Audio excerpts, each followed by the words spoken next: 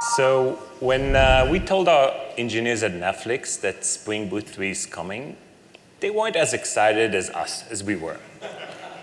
And the reason for that is that in the past 5 years or so, we worked with the different teams to migrate their application from a juice-based proprietary framework that we had to a Spring Boot-based one.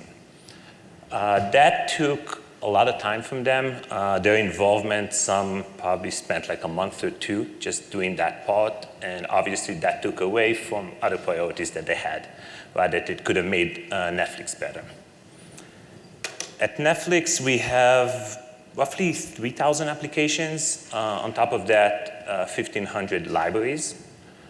And in this presentation, I'm going to talk about how we plan and how we already started upgrading them to Spring Boot 3.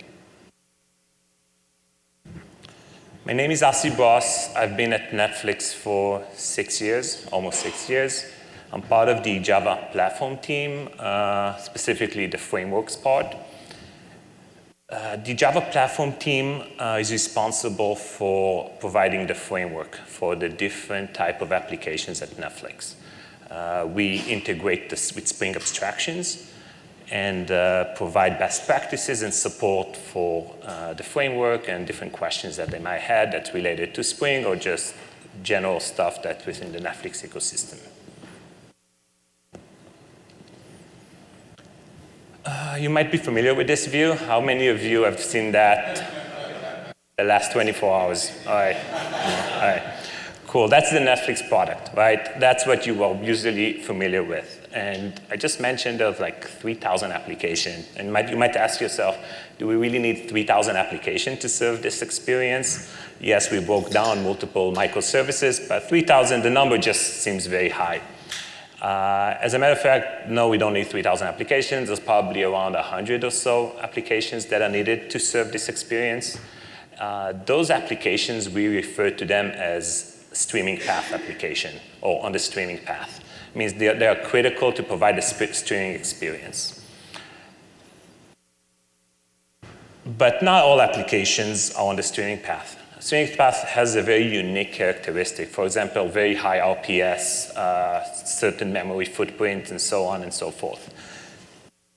But there's actually a lot of different domains within Netflix. Something that maybe started like 6 or 7 years ago is the studio domain. A lot of applications that are built at Netflix to assist in the producing of content, where from talent management to even just orchestrating the transportation of the different thing doing a shoot.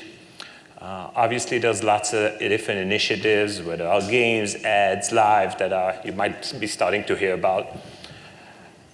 Different workloads like encoding, that's not even serving traffic, right? It's just using like batch operations to do work of encoding certain frames to the different devices, right? Whether you're seeing it on an iPhone or whether you're seeing it on a smart TV. So different domains have different characteristics. The application framework team are meant to serve all of them. I'll talk a little bit about the Netflix stack. We have Spring Boot Netflix, that's what we provide. That's a collection of libraries which we integrate the Spring with the Netflix ecosystem. We'll talk a little bit about that in our next slide. We built on top of Spring Boot 3. Still, most applications are 2.7 because we're in the process of upgrading them to Spring Boot 3. But that's the current state. Like all new applications will be built on top of Spring Boot 3. Java 17, a lot of progress has been made in the past year. We're at about 60 or 70% adoption within the different applications. We use Gradle for our build system. We have a suite of plugins under the Nebula brand name that's all open source that help us with better dependency management, like dependency locks or recommendation, resolution rules. We also have specific plugins for the application. When you have a Spring Boot application, there's an additional plugin that is being installed, and that one adds more opinion at build time to standardize on how an application resolves its dependencies, and so on and so forth.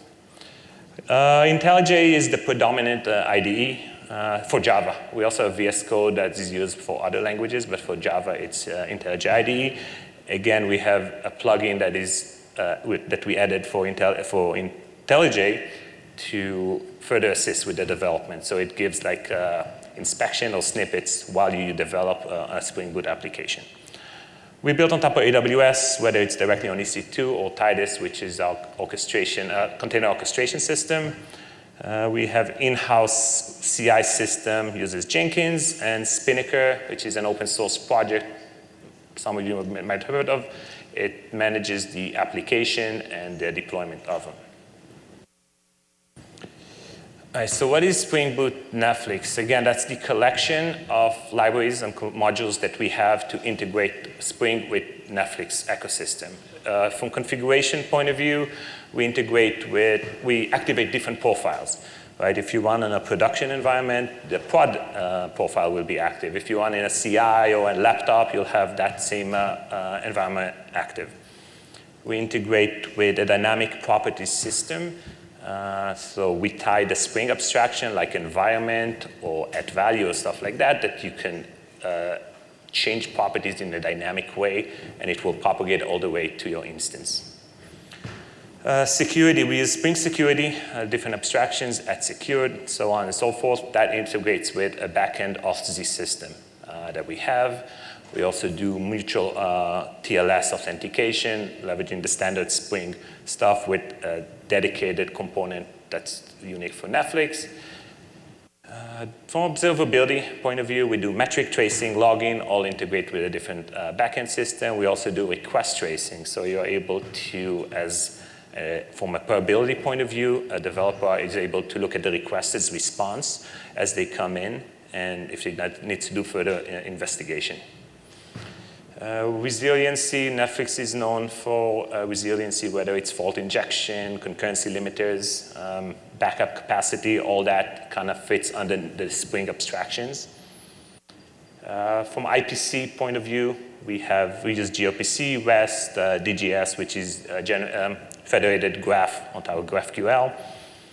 And data stores, we have Spring Data that integrates with Cassandra. That's already part of Spring Data, but we have a unique component that manages the clusters differently. So we have additional things. Spring Cache integrates with our caching system, and additional abstraction we added on top of Zookeeper for leader elections. So for example, if you have a method and you want it to only run on a specific instance in a cluster, you can annotate that method, and that will only be invoked on a single instance.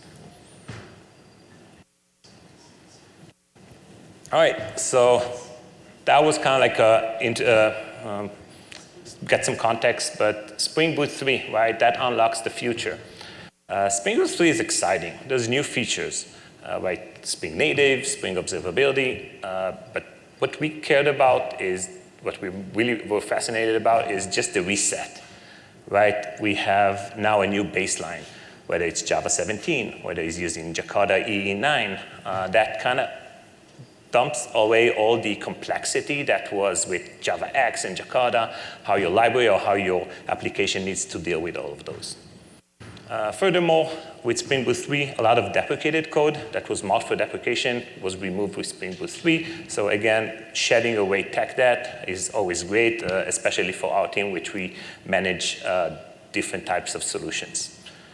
And also, there were lots of frameworks themselves that Spring depend on, whether it's Tomcat 10 or Hibernate or Flyway. These are all major framework upgrades.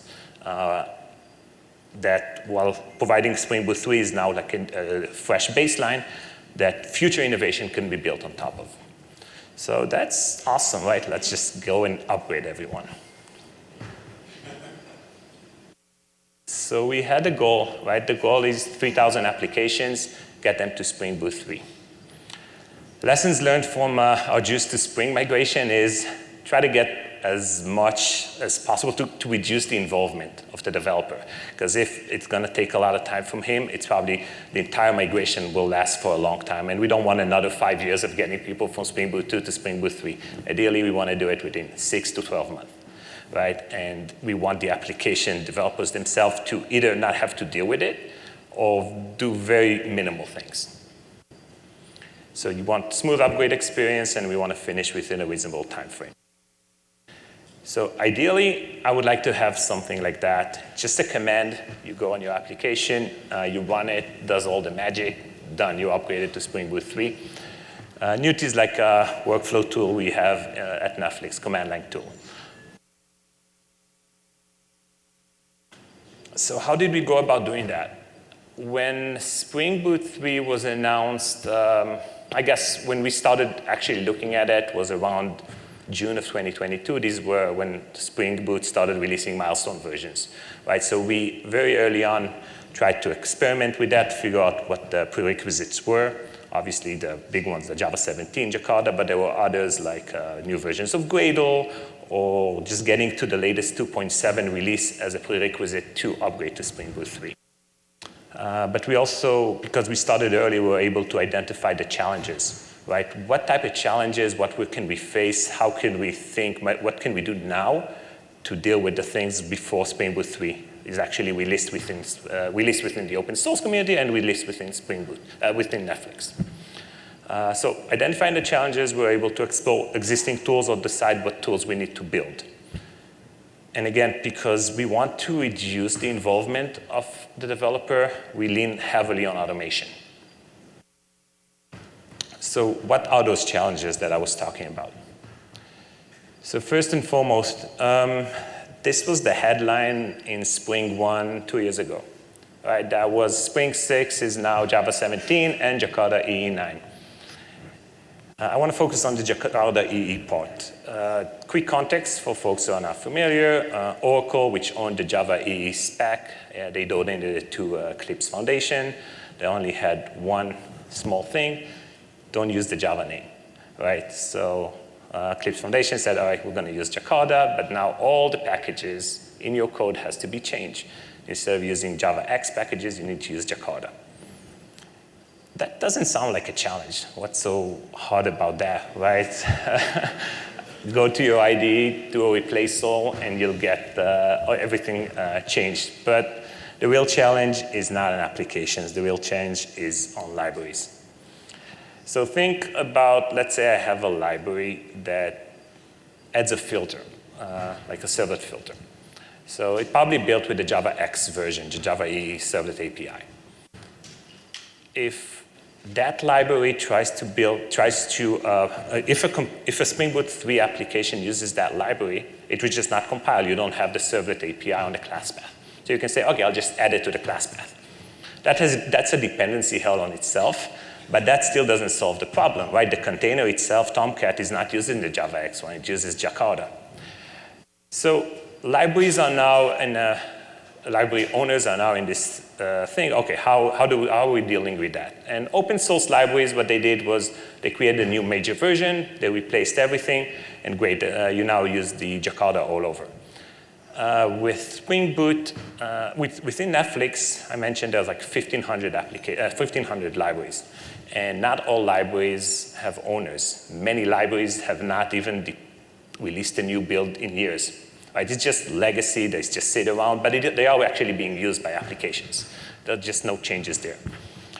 So we thought, okay, if we now force all of the developers or the owners of libraries to cut a new version and make the Jakarta changes, that's probably going to be very, very hard. First, because just there's no owner for that library. So we're going to be stuck in this situation for a long time, and that's going to block our Spring Boot 3 adoption. So that's not feasible. And then we thought, all right, the change is very, very easy. It's just changing an import from Java X to Jakarta. Can we do that like on class level at bytecode? Can we do bytecode manipulation and change that and perhaps just publish 2 versions of that same library? And we did just that, but instead of publishing 2 versions of libraries, which has operational overhead, sparse usage of those libraries, and so forth, we decided to do it when the application consumes that library. So when an application consumes a library that's Java X, we do the replacement, and the generated artifact will be a Jakarta 1. And the way we did that is couple of things. First, there's an open source tool from Apache Foundation that's called Tomcat Migration Tool for Jakarta EE. That basically does what I just said from bytecode manipulation point of view.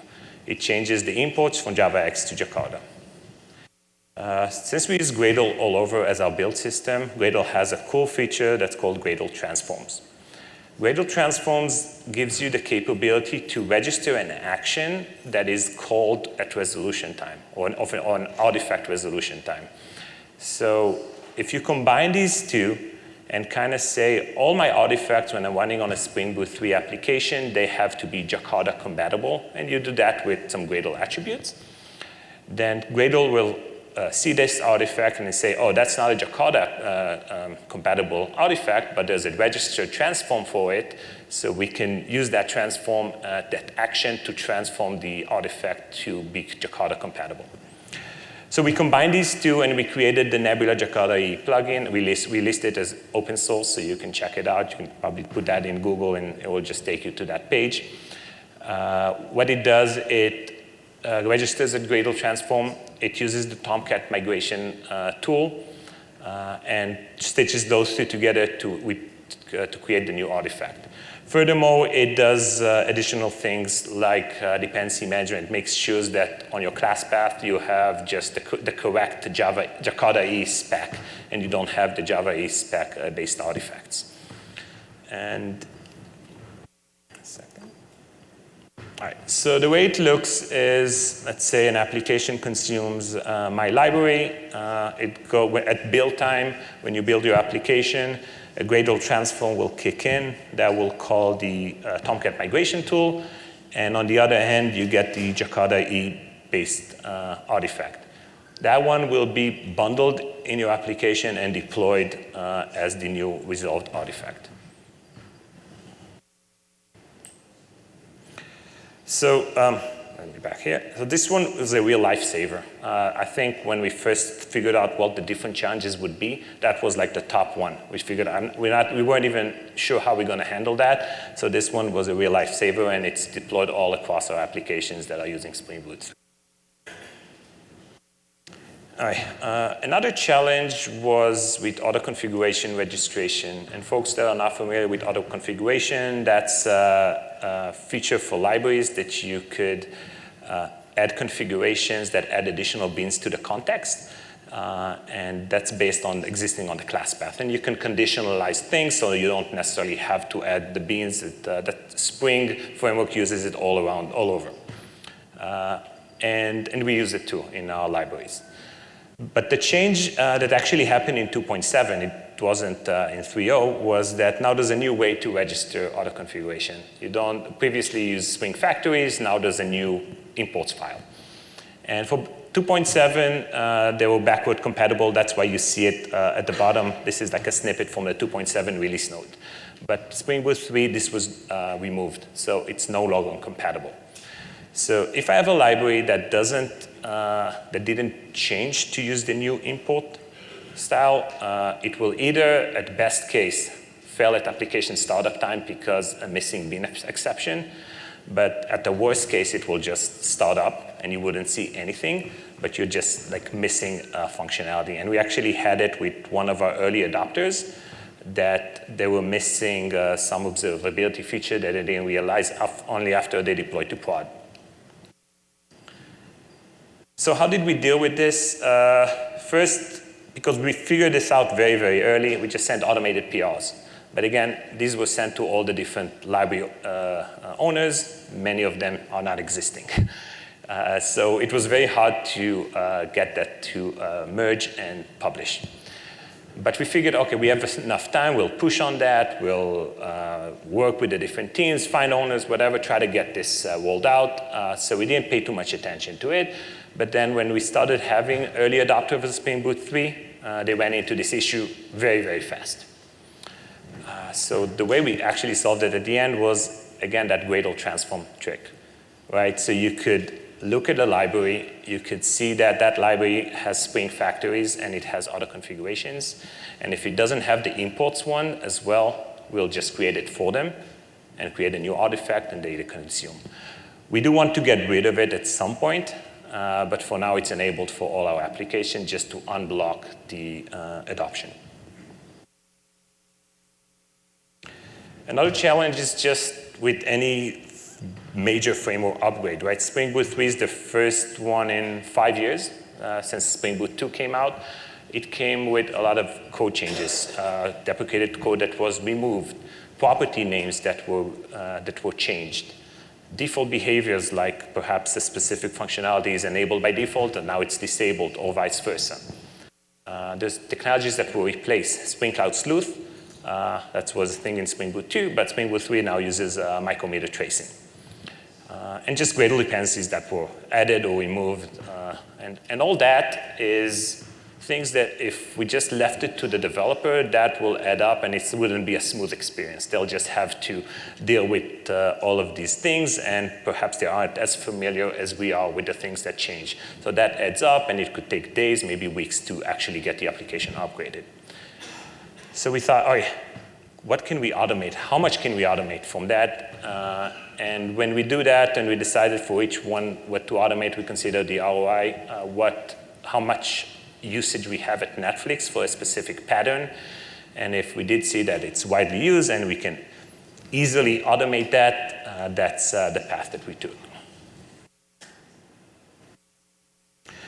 All right, these are the tools that we've evaluated and used. We have Gradle Lint, that's part of Nebula, but it's open source, gives us a lot of capabilities in inspecting the different Gradle files. You can also look up to the source set and actually look at the Java code.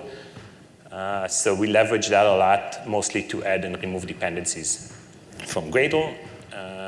Open Rewrite, it's open source framework, it's a distributed refactoring framework for code changes. Right, and they have a lot of already existing recipes that assist, whether it's Java X to Jakarta, whether it's Spring Boot 2 to Spring Boot 3.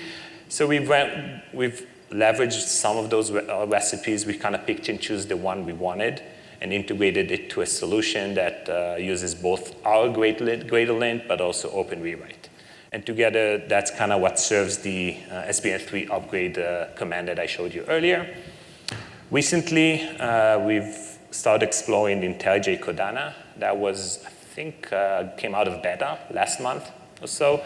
That's a cool tool. A tool from IntelliJ basically allows you to run IntelliJ headless, so you can then use the different inspections that exist, whether as part of IntelliJ, but also inspections that we have, and do code transformations there. So this is a promising one. We haven't deployed it yet, just licensing things, but it also looks pretty promising.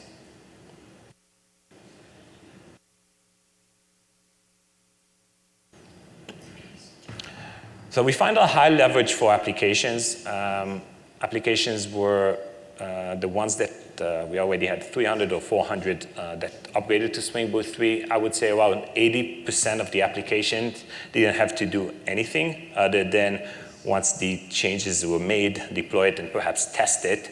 But other than that, it was seamless for them. And whenever we find a new thing that we missed, we add that to the upgrade command. We didn't find high leverage for libraries, and the reason is that libraries have to be backward compatible. They have to support the Spring Boot 2 stack.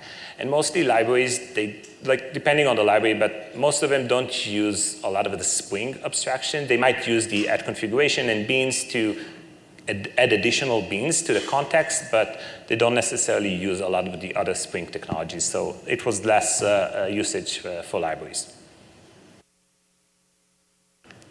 I'll talk a little bit about Java 17 at Netflix. That's a prerequisite of Spring Boot 3, but it was orthogonal. We didn't start it just because Spring Boot 3 decided that that's the baseline. Ever since Java 11 came out, it was the first LTS after Java 8, we tried to get the different Netflix application to adopt it. And we didn't see great adoption for Java 11. There wasn't that many interesting features within the language. The performance improvement were okay, but again, not that exciting. But with Java 17, we try to push much harder on applications to upgrade the Java version, to get the performance improvement from the garbage collection, the ZGC or Shenandoah, but also to leverage the new Java features. And when Spring Boot 3 started coming out within Netflix, that really put a push on things. And now, as I mentioned earlier, we're at about 60-70% adoption of Java 17. Libraries, because we still have many applications on Java 8, we're forcing all libraries at Netflix to build with Java 8. We do that in our Gradle system. And we started leveraging Gradle toolchain to kind of separate between because Gradle also runs on JVM, so to separate between Gradle JVM version and the runtime version that you need. So an application can just set this snippet, and the runtime will be Java 17, regardless of what the version of Gradle they're using. All right. Spring Boot 3 came with breaking changes.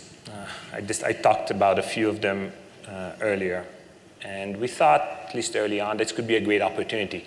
We have a lot of different initiatives at Netflix to just modernize our stack. We have like Service Mesh. That's a big priority that we're trying to kind of get the different applications to adopt. Stuff like modularity, want to kind of break down the different monolith within the libraries that we have within the Spring Boot Netflix libraries. So we figured, okay, how about we just tie them all together? We're already breaking our users. How about we break them just a little bit, but then get the benefit of also getting everything to a newer version, a newer setup. Thread carefully here. So one of the big ones that we tried was Service Mesh. And very early on, we said, oh, Service Mesh is now going to be a requirement for Spring Boot 3 applications. That saves us from parts of the code, like the security-related code that we don't need to now upgrade to Spring Boot 3, because that's part of the Service Mesh layer. And it aligns with the priorities that we have within Netflix to adopt Service Mesh. The Service Mesh team and our teams are two different teams, different priorities. They were focusing on one thing, we were focusing on another.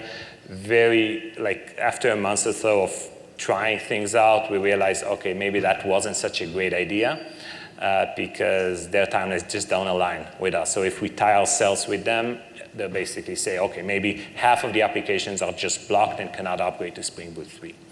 So we retracted, we brought back the code that we deleted and upgraded that to Spring Boot 3. But we did want one initiative to really push that, and that one is modularity. The ROI we evaluated and figured we'll just go with it just because of the lots of benefits that we're getting. So let me explain what I mean by modularity. An application at Framework, Java application at Netflix traditionally just has everything on the class path. If you, because they all stem from the streaming path applications, right? That needed distributed caching, that needed access to discovery, it needed access to messaging queues and stuff like that. So it was kind of very easy for just to have everything on the class path.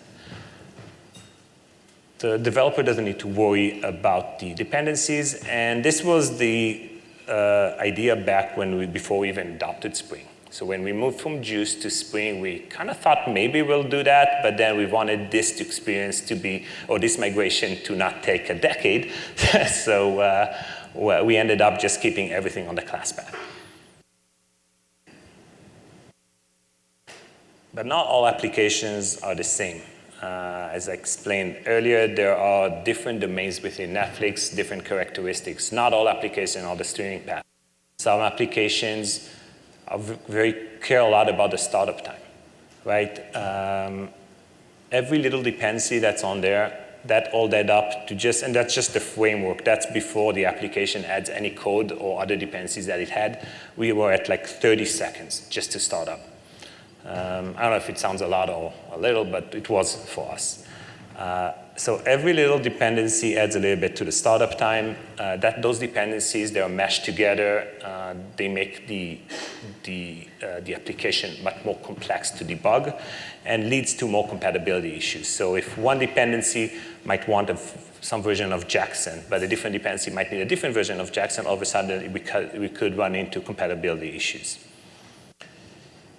And startup time is important for some workloads, right? And coding, for example, that's where we got the biggest bang for the buck, because if we were spending 30 seconds to start up some batch job that might take 2 minutes, we are losing a lot of time that could be used to actually do the work that needed in that batch job.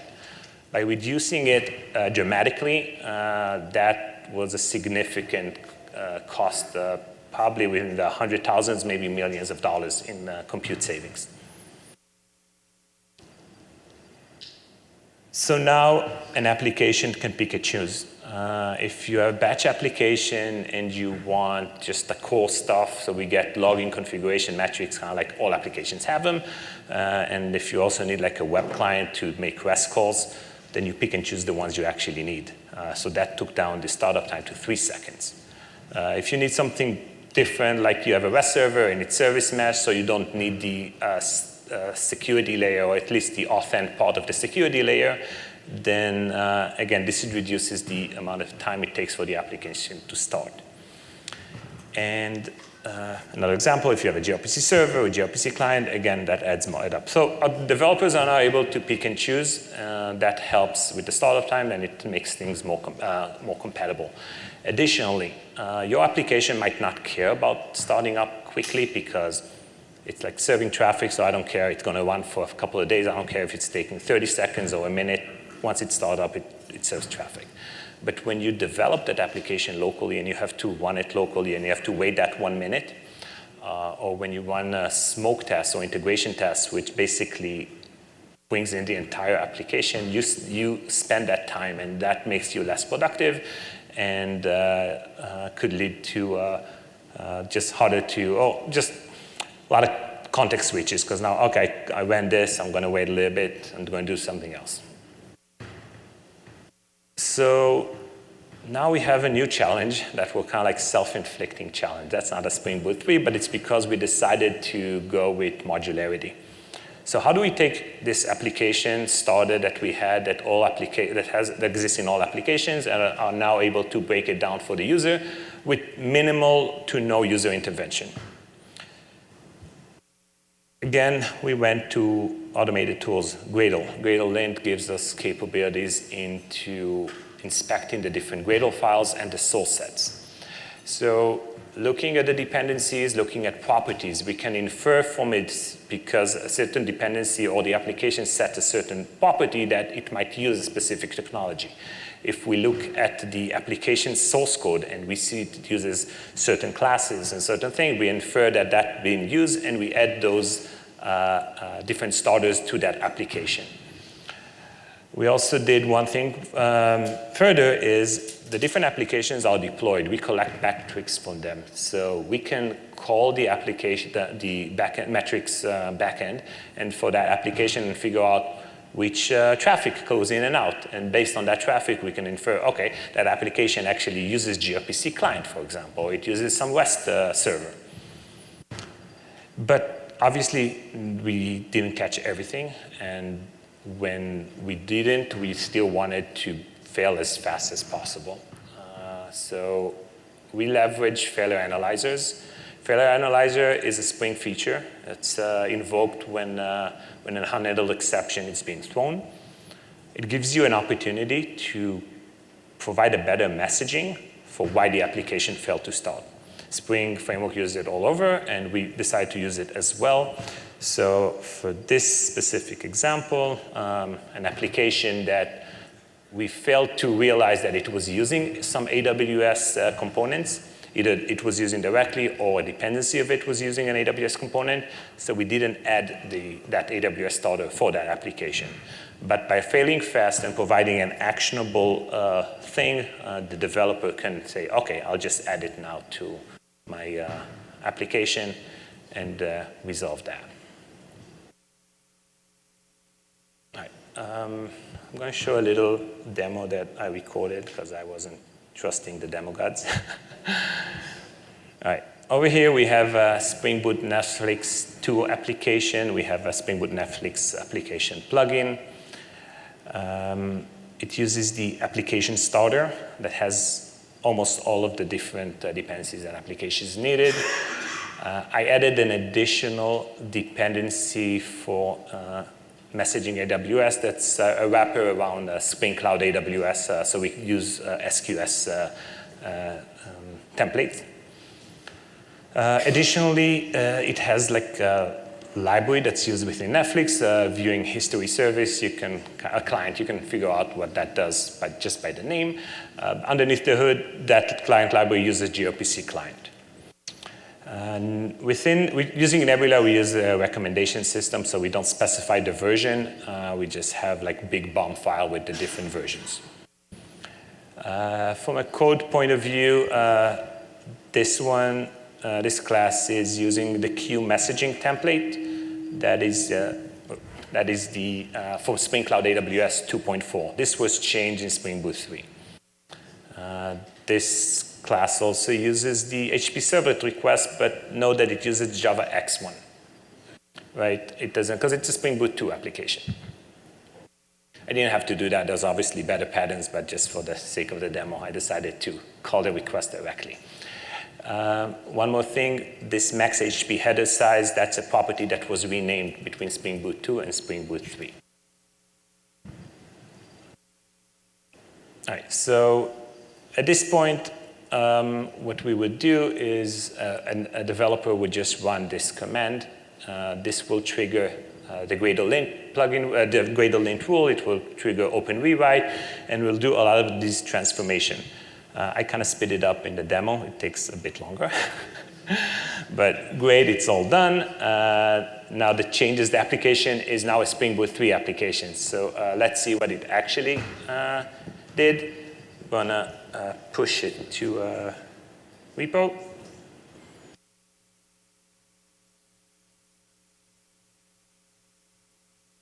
All right, so you can see each specific change has its own commit. That's something that also exists in Open Rewrite, but we kind of adopted that approach. So you see Java X Jakarta changes, Spring Boot changes, Gradle changes, and so on and so forth. More changes, more recipes that we use add more commits. From the different diffs, you'll see that the class was renamed, so you're no longer using queue messaging template. SQS template is used instead. Java X was changed to use Jakarta. From properties point of view, this was changed to use the new property name that was changed.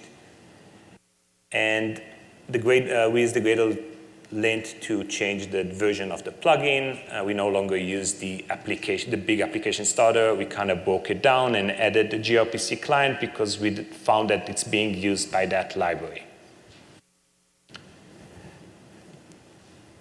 So what have we learned? Recap, we start early. By starting early, you find what the challenges are, what prerequisites you need to do. You can do a lot of this before the GA version, right? And that's what we did. We got the different applications to upgrade to Java 17.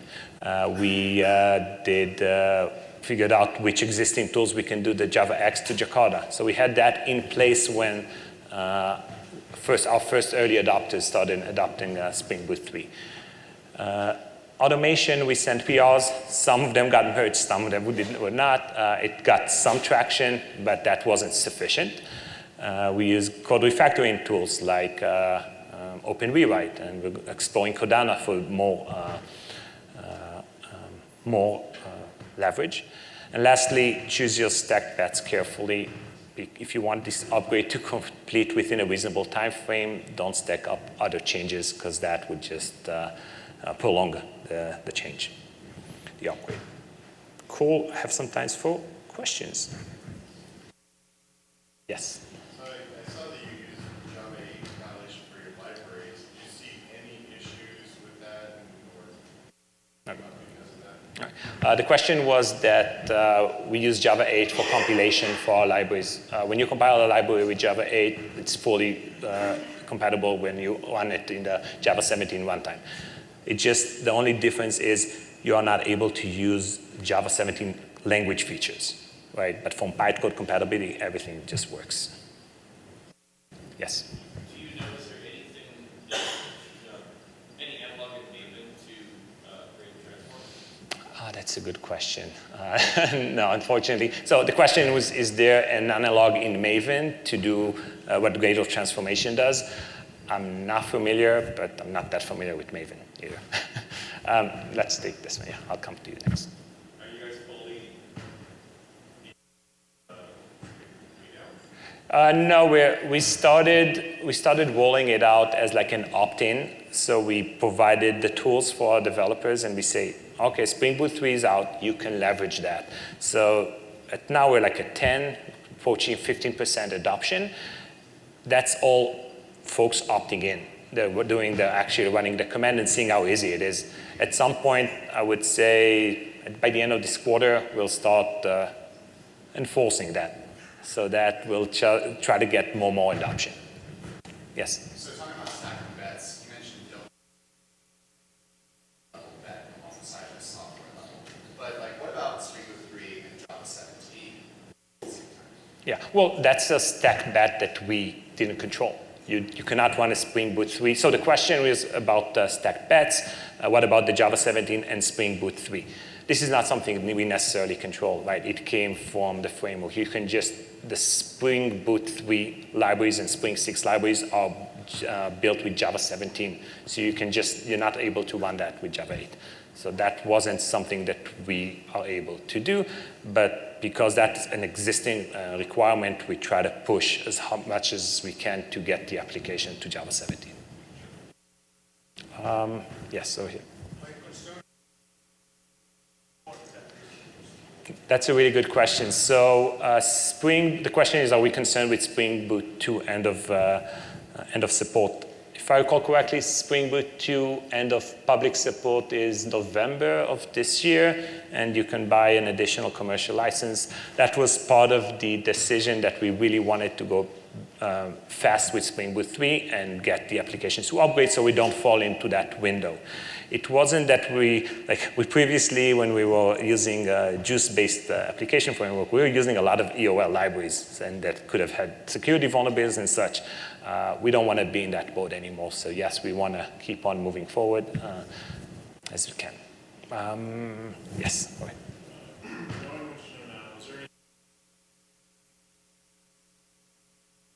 So we build a muscle of automation. So we're now feeling very comfortable in automating code changes that we weren't when we just started doing Spring Boot 3.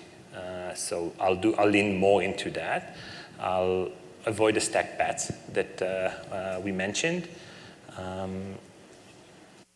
And perhaps even start a bit early, because we didn't start when the first built version were existing. So we could start even earlier than that.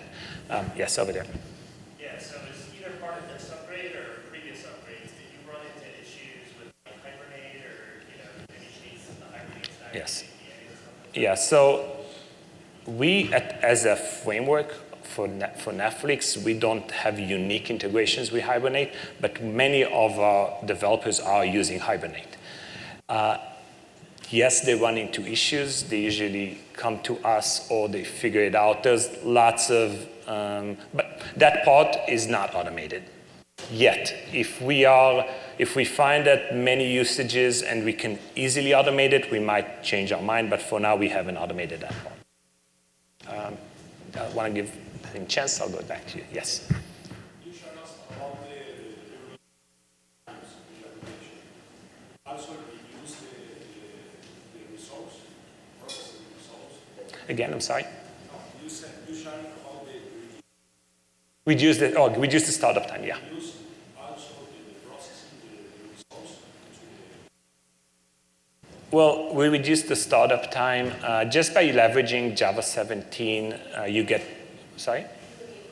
Yeah, the question was if we, by reducing the startup time, we also reduced the performance, I guess, or the results. That was kind of like a byproduct because we have less things on the class path, but I think the performance, the higher throughput probably came from Java 17 being more performant. Yes.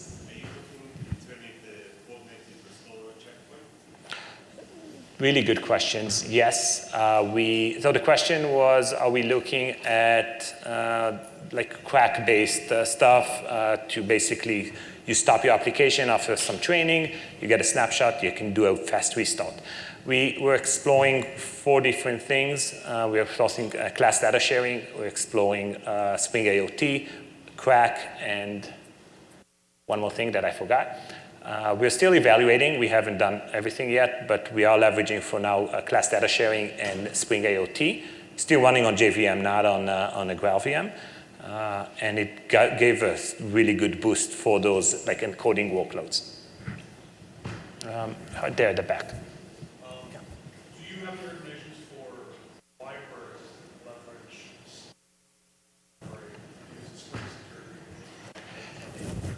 Yeah. That's tricky. Like we have a few of them within Netflix. What we did was cut a new version, and for the time being, they're gonna manage 2 different versions, one for Spring Boot 2, one for Spring Boot 3.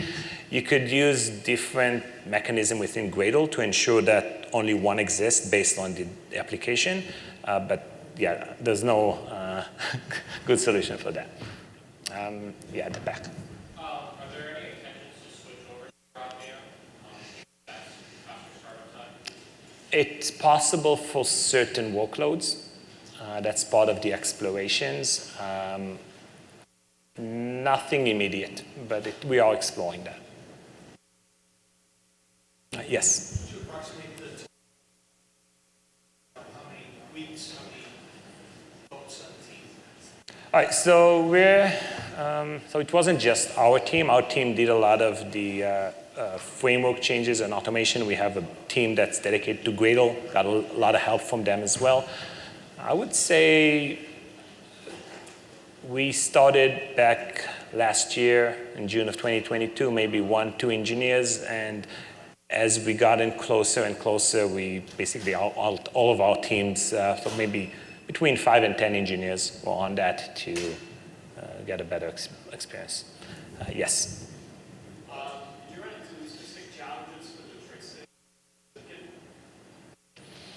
Yes, so the question was, were there specific challenges we ran into with Zipkin because Spring Cloud Sleuth is no longer a thing, as now it uses micrometer tracing, and there's specific annotations that were changed. What I recall is there was some way to, you still use the Zipkin annotations, so applications don't have to migrate to micrometer tracing, but are still able to emit spans or add tags to those spans and so forth. We do have a recipe that we, like an open rewrite recipe that we added to do some transformation as well. Yes, right there. What tooling do you have in place to help your developers?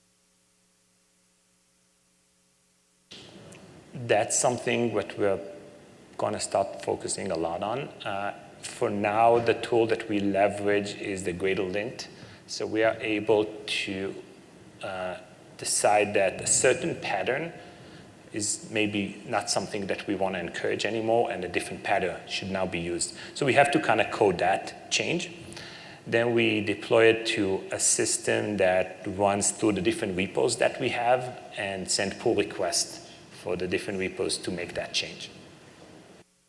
But we do want to leverage a lot more, and that's kind of like a path that we're going at.